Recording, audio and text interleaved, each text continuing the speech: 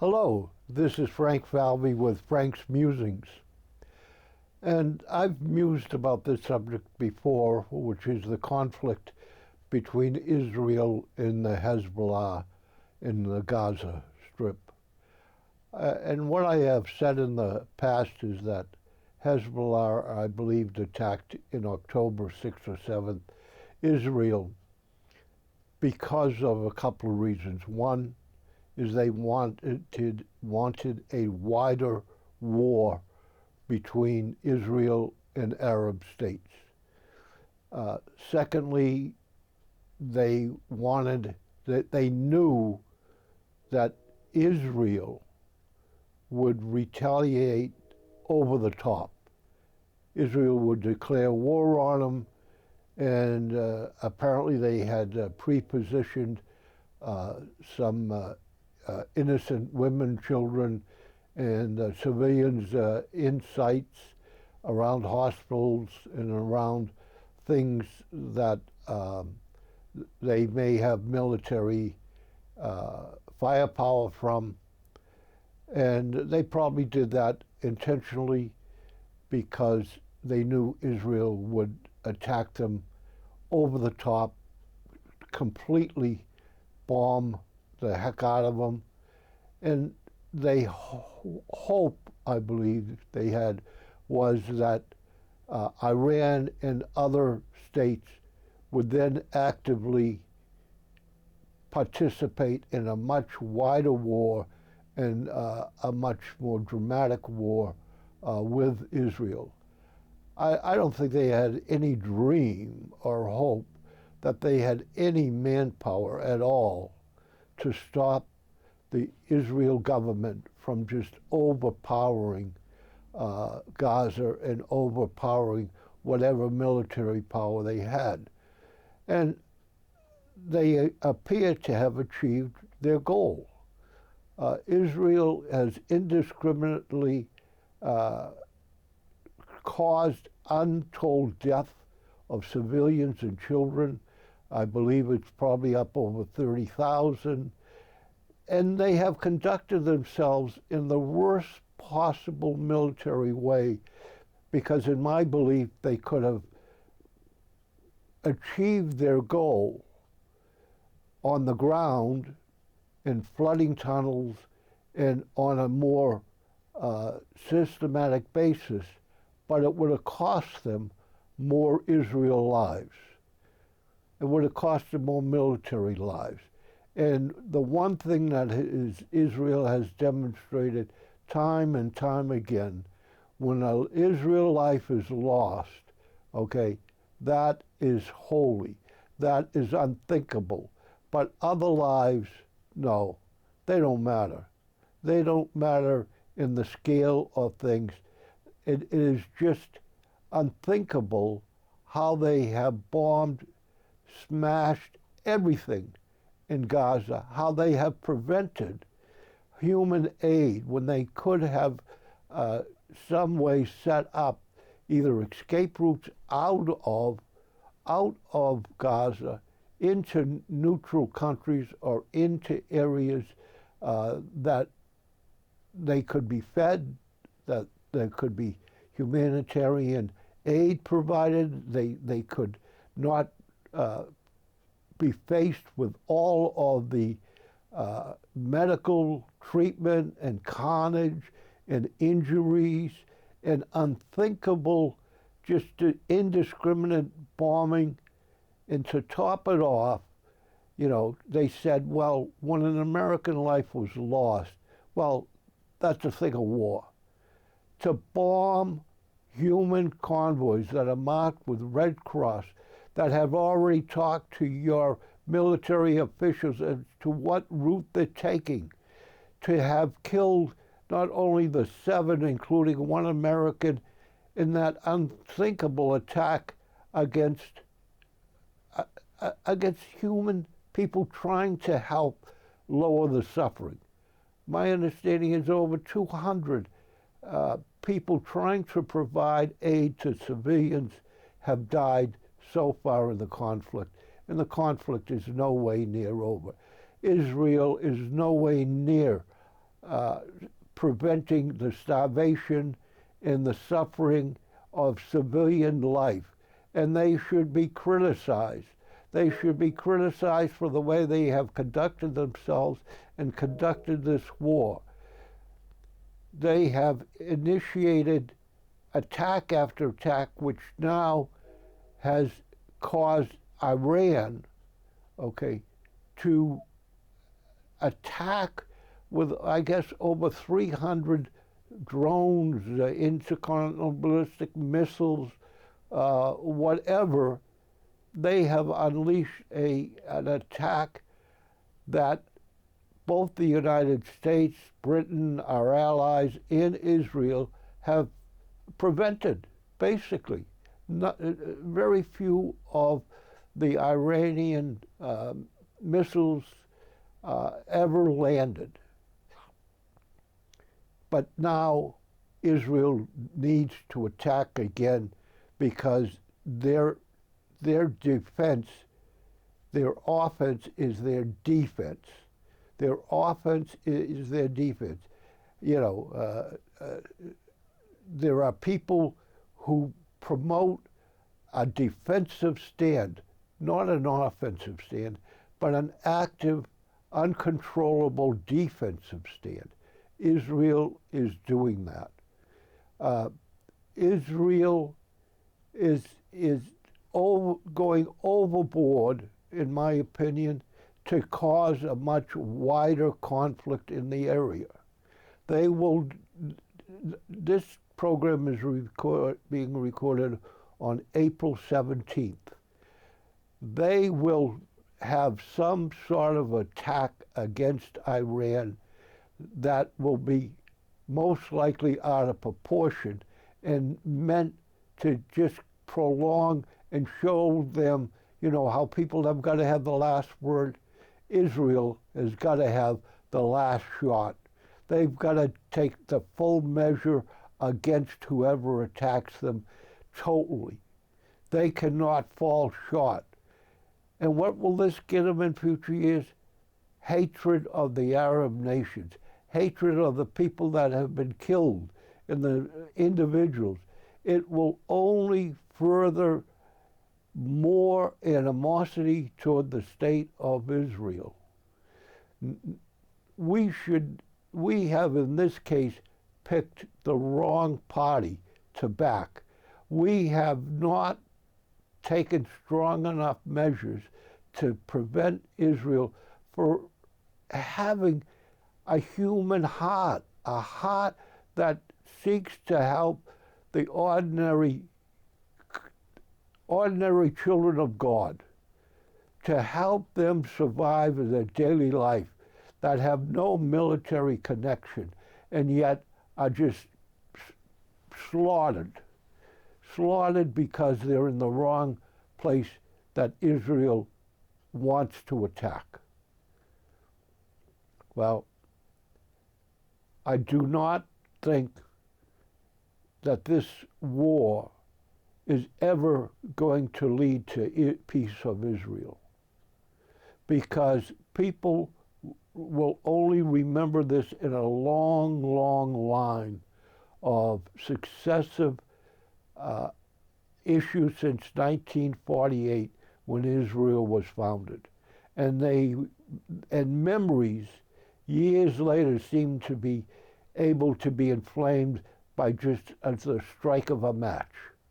And that strike of a match might happen in 75 years from now, 50 years from now, 100 years from now, but that strike of a match will happen. Well, going on to a more local subject, I would like to read you on January 26th of 2024, the town of Franklin Town Council established a flag policy. The introduction. This policy addresses only flags allowed to be flown on the flagpoles located on the Town of Franklin Municipal Building entrance courtyard at 355 East Central Street. Municipal building authorized flags. The Town Council authorizes the following flags to be flown on the town-owned flagpoles at the municipal building at 355 East Central Street as an expression of the town's governmental speech. Here is their speech. The official flag of the United States of America, the official flag of the Commonwealth of Massachusetts, the official flag of the town of Franklin, the official flag of the various branches of military services of the United States of America, the official MIA-POW flag, the progressive flag, month of June only, to be raised on the flagpole that includes the official flag of the town of Franklin. No other flag shall be allowed to be flown on the above described town-owned flagpoles. Flags to be flown on those flagpoles pursuant to this policy reflect official town of Franklin policy position and are not intended to create a forum for private expression. Flags on the above described town-owned flagpoles shall follow the directive as given by the President of the United States or the Governor of the Commonwealth of Massachusetts. The Franklin Town Council, on behalf of the town of Franklin, hereby adopts the Town Council flag policy dated January 6, 2024, attached hereto as Exhibit 1. This resolution shall become effective according to the provisions of the Town of Franklin Home Rule Charter. Dated January 31st, voted passed 6-3, certified by Nancy Danello, Town Clerk, and by Glenn Jones, Clerk of Franklin Town Council. The Franklin Town Council roll call vote on the flag issue. Ted Cormier-Ledger, yes. Patrick Sheridan, yes. Kobe Frangello, yes. Melanie Hamblin, yes. Glenn Jones, yes. Tom Mercer, yes. Those opposed to the resolution: Brian Chandler, no. Debbie Pellegrini, no. Robert DeRico, no. Robert Danello, no. Certified Glenn Jones, Town Clerk. In response to the Town Council adoption of that policy, I have written a letter to Jamie Helen on April 5th, 2024, concerning the Town Council flag policy. I'd like to read the letter that I wrote to the town administrator. I am writing this letter to request additional clarification regarding Franklin's flag policy as stated on January 28th, 2024 from the Office of the Town Administrator. Specifically in reference to the progressive pride flag only to be flown in the month of June per this resolution. 1. Are you aware of the many variations of pride flags? Have you consulted with nonprofit groups about which variation? 3. Which variation have you chosen? As stated, flags to be flown on town-owned flagpoles reflect official town policy position as an expression of the town's government speech. What is meant by the governmental speech? 5. If the town of Franklin lowers its flag to honor someone the town wants to recognize just having died, does that mean the progressive flag will also be lowered? The policy also states flags to be flown on these flagpoles are not intended to create a forum for private expression.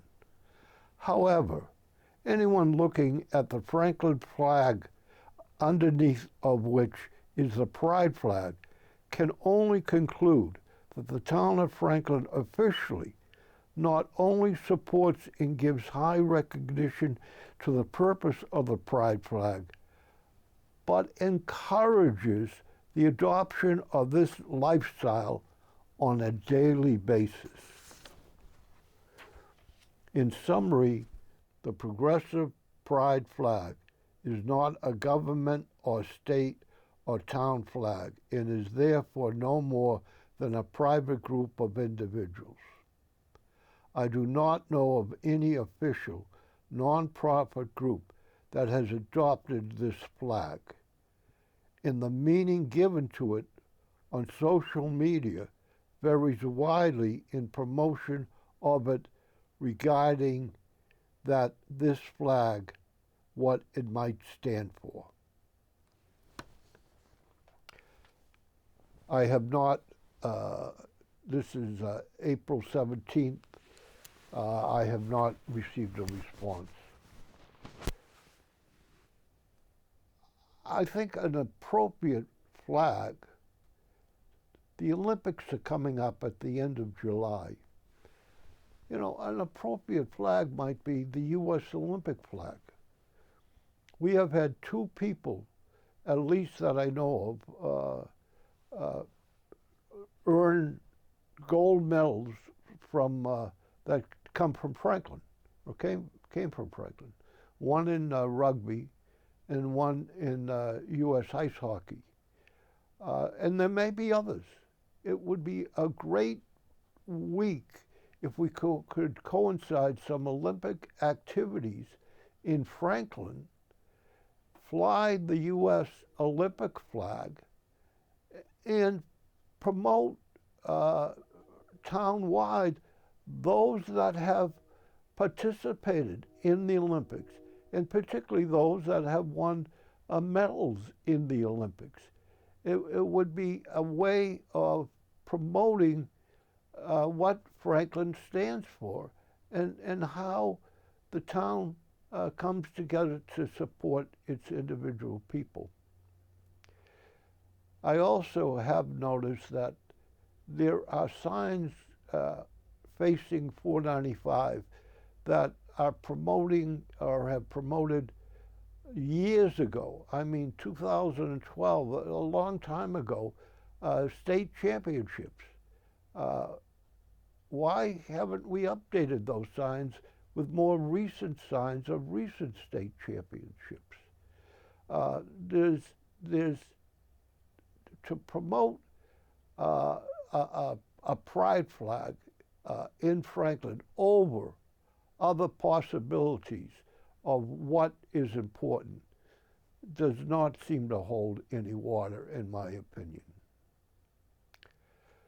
Well, being April 17th, and in Massachusetts you have to have your taxes filed by today,